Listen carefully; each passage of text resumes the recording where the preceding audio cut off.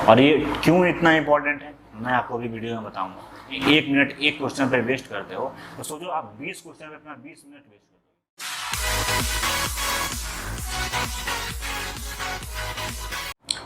Hello guys, my name is Durgesh Pandey and you are most welcome to our YouTube channel brand booster. आज इस video में मैं आपको बताऊंगा कि आप किसी भी चैप्टर को बहुत अच्छे से कैसे प्रिपेयर कर सकते हो, क्योंकि यार बहुत ऐसे स्टूडेंट होते हैं, बहुत सारे स्टूडेंट होते हैं जो किसी चैप्टर को बहुत मेहनत से पढ़ते हैं, बहुत प्रिपेयर अच्छे से करते हैं, या फिर भी उनके मार्क्स उतने अच्छे नहीं आते हैं या फिर दूसरों से कम आते हैं। तो यार ऐसा क्यों होता है कि दोनों ने सेम पढ़ाई की, सेम चैप्टर पढ़ा, सेम टाइम में पढ़ा, फिर भी उसके मार्क्स आपसे बेटर क्यों आए? तो यार यही जो मार्क्स का डिफरेंस है, मैं इसी के बारे में आपको कुछ पॉइंट्स बताऊंगा जिसको आप इम्प्लीमेंट करोगे अपनी पढ़ाई में तो आप अपने मार्क्स को इम्प्रूव कर सकते हो, उसको आप अपने अंडरस्टैंडिंग को आप बढ़ा सकते हो। तो देखो यार, 2 तरीके से पढ़ाई हो सकती है, यानी कि हम 2 तरीके से पढ़ सकते हैं। नंबर 1, सिंपल पढ़ाई, जिसे बहुत सारे स्टूडेंट्स फॉलो करते हैं। ऐसा नहीं कि इसमें मेहनत नहीं है, डेफिनेटली इसमें मेहनत है, पर यार इसमें मार्क्स उतने अच्छे नहीं आ पाते हैं। अब क्यों नहीं आते हैं ये मैं आपको वीडियो के लास्ट में बताऊँगा। पॉइंट नंबर 2, स्मार्ट स्टडी, यानी कि स्ट्रैटेजी वाली पढ़ाई। यानी कि आप इसमें पढ़ाई करते हो लेकिन स्ट्रैटेजी के साथ करते हो, यानी कि आप खुद को आप एनालाइज करते हो कि आपको क्या पढ़ना है, क्या नहीं पढ़ना है, कितना पढ़ना है, कितना नहीं पढ़ना है। और यार ये बहुत इफेक्टिव है, बहुत ज़्यादा इफेक्टिव है ये। और जो टॉपर होते हैं वो इसी स्ट्रैटेजी वाली पढ़ाई यानी स्मार्ट स्टडी को करके अच्छे मार्क्स लाते हैं। यार मैं इसी के रिगार्डिंग आपको कुछ पॉइंट्स बताऊँगा जिसको आप अपनी पढ़ाई में इम्प्लीमेंट करोगे तो आप अपने स्कोर को बूस्ट कर पाओगे, अपने अंडरस्टैंडिंग को डेफिनेटली बढ़ा पाओगे। Start with the basics. देखिए ये बहुत कॉमन पॉइंट है, बेसिक्स। ये सब जानते हैं कि यार कि हमें बेसिक्स पढ़ना चाहिए।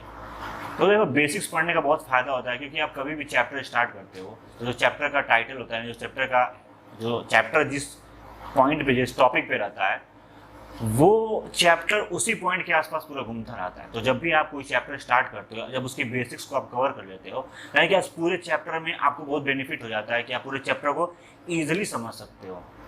अब देखो बेसिक्स पढ़ रहे हो, लेकिन मैं एक और बात आपसे कहना चाहूँगा कि आप हमेशा एनसीईआरटी टॉपिक्स को ही प्रेफरेंस दीजिए, क्योंकि देखिए बोर्ड हमसे एनसीईआरटी के टॉपिक्स पर ही क्वेश्चन पूछते हैं। आप भले ही आप चाहे साइड बुक से पढ़ते हो, एनसीईआरटी से पढ़ते हो, उससे मतलब नहीं, लेकिन आप हमेशा एनसीईआरटी टॉपिक्स को प्रेफरेंस दीजिए और बेसिक से स्टार्ट कीजिए।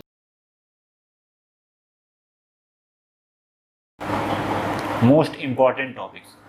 देखिए यार, हम कभी भी चैप्टर स्टार्ट करते हैं तो यार हम चैप्टर को पढ़ लेते हैं और पूरा पढ़ के ख़त्म कर देते हैं, फिर जाते हैं एग्जाम में देते हैं, वो समझ में नहीं आता, या फिर होता है कि बहुत अच्छे से प्रिपेयर नहीं हो पाता। इसका रीज़न क्या? देखिए यार, हर चैप्टर में ना कुछ स्पेशल टॉपिक्स होते हैं जो एग्ज़ाम में बार बार पूछे जाते हैं और जिसे सीबीएसई बार बार एग्ज़ाम में पूछता है। तो यार हम जब भी चैप्टर स्टार्ट करते हैं तो हमें ये पहले एनालाइज कर लेना होता है कि उस चैप्टर में जो इम्पोर्टेंट टॉपिक्स कौन कौन से हैं, और उन टॉपिक्स को अगर हम पहले से समझ जाएंगे या पहले से खोज लेंगे तो हम उस टॉपिक्स को बहुत अच्छे से प्रिपेयर कर सकते हैं और उसका फ़ायदा हमें आगे के एग्ज़ाम्स में होगा। और यार इसका एक और फ़ायदा है, मोस्ट इंपॉर्टेंट टॉपिक्स जब भी आप प्रिपेयर करते हो, आप पता कर लेते हो कि ये टॉपिक बहुत इंपॉर्टेंट है, तो यार आप वहाँ पे उसको हाईलाइट कर दिया करो कि ये टॉपिक इंपॉर्टेंट है। क्योंकि जब आप लास्ट में जाते हो, जब बोर्ड के एग्जाम स्टार्ट होने वाले होते हैं, आप जब रिवाइज कर रहे होते हो, तो यार उतना उस टाइम याद नहीं रहता है हमें कि यार हमें ये टॉपिक इंपॉर्टेंट था, ये टॉपिक इंपॉर्टेंट था।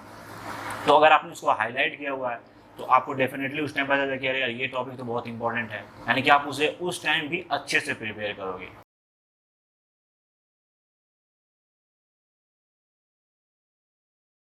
Type of question asked. यार ये बहुत इंपॉर्टेंट टॉपिक्स है एग्जाम पॉइंट ऑफ व्यू से, और ये क्यों इतना इंपॉर्टेंट है मैं आपको भी वीडियो में बताऊंगा। लेकिन इसी के साथ साथ पॉइंट नंबर 4 भी है जो इसी से रिलेटेड है, तो वो भी आप उससे भी पहले ही जान लीजिए। पॉइंट नंबर 4 है आपका प्रैक्टिस द क्वेश्चंस। अब देखो यार ये इतना इंपॉर्टेंट क्यों है, ये दोनों point, type of question asked and practice the question, ये दोनों इतना इंपॉर्टेंट क्यों है? तो सीबीएसई यार कभी भी आपसे सीधा सवाल नहीं पूछती है, यानी सीधा क्वेश्चन नहीं पूछती है आपसे। यानी कि आपने इलेक्ट्रिसिटी पढ़ा हुआ है तो वो सिर्फ इतना ही नहीं पूछेगी कि व्हाट इज इलेक्ट्रिसिटी, डेफिनेटली वो उस क्वेश्चन को घुमा के पूछेगी ताकि जो स्टूडेंट है वो थोड़ा सा कंफ्यूज हो।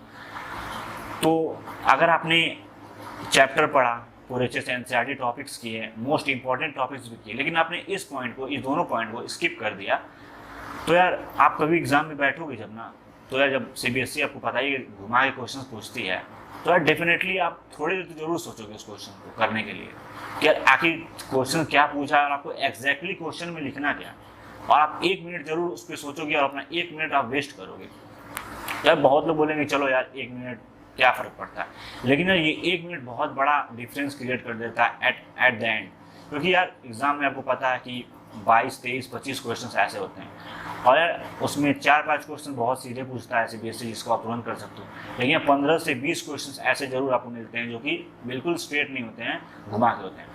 यार अगर आपने क्वेश्चन को प्रैक्टिस नहीं किया हुआ है और आपने 1 मिनट एक क्वेश्चन पर वेस्ट करते हो, तो सोचो आप 20 क्वेश्चन पर अपना 20 मिनट वेस्ट कर दोगे, यानी कि आप अपने 2 क्वेश्चन को करने का जो टाइम है वो आप सोचने में वेस्ट कर दोगे, इसी की वजह से बहुत स्टूडेंट जो होते हैं वो अपना पेपर कंप्लीट नहीं कर पाते हैं और मार्क्स कम आते हैं। अब देखो यार, अब अगर आपने टाइप ऑफ क्वेश्चन और आपने प्रैक्टिस 2 क्वेश्चन, ये दोनों पॉइंट को अगर आपने प्रैक्टिस किया हुआ है, तो जब आप क्वेश्चन को एग्जाम में बैठोगे और क्वेश्चन आएगा तो आप उस क्वेश्चन को प्रैक्टिस किए हुए पहले ही से, तो आप तुरंत कैच कर लोगे कि एक्चुअली में तुमको लिखना क्या है, और आप उस क्वेश्चन को तुरंत लिख दोगे। इससे बहुत ज़्यादा डिफरेंस क्रिएट हो जाएगा आपके पेपर को करने में। तो मैं आपसे यही कहूँगा कि आप इस पॉइंट को जरूर फॉलो किया कीजिए। एंड द लास्ट पॉइंट जो है, जो कि बहुत कॉमन पॉइंट है, सबको पता है, वो है रिवीजन। तो यार आप कभी भी चैप्टर पढ़ते हो तो उसको रिवाइज जरूर किया करो, क्योंकि यार और रिवाइज करने पे क्या होता है ना कि वो जो आप जो भी पढ़े हो वो आपको मेमोरी में पूरे जाके फिट हो जाता है और आप फिर उसको भूलते नहीं हो। और मैं तो आपसे ये कहूँगा कि आप 1 बार मत, आप 2 बार रिवाइज किया करो। एक आप पढ़े हो उसके अगले दिन रिवाइज कीजिए, एंड आप उसको 1 हफ्ते बाद फिर से रिवाइज कीजिए, जिससे क्या होगा कि आपकी जो मेमोरी है और स्ट्रांग हो जाएगी। तो यार ये जो पॉइंट्स मैंने आपको बताया, ये बहुत इंपॉर्टेंट पॉइंट्स है। अगर आप इसको इम्प्लीमेंट करते हो अपने पढ़ाई में, तो आप डेफिनेटली अपना जो अंडरस्टैंडिंग वो बढ़ा सकते हो और एग्ज़ाम में बहुत बेटर करोगे, ये मेरी गारंटी है आपसे। तो अगर आपको ये वीडियो पसंद आया है और आप ऐसा वीडियो और देखना चाहते हैं, तो इस वीडियो को लाइक कीजिए और हमारे चैनल को सब्सक्राइब कीजिए और बेल आइकन को भी प्रेस करिए। तो चलिए मिलते हैं अपने नेक्स्ट वीडियो में, तब तक के लिए टेक केयर।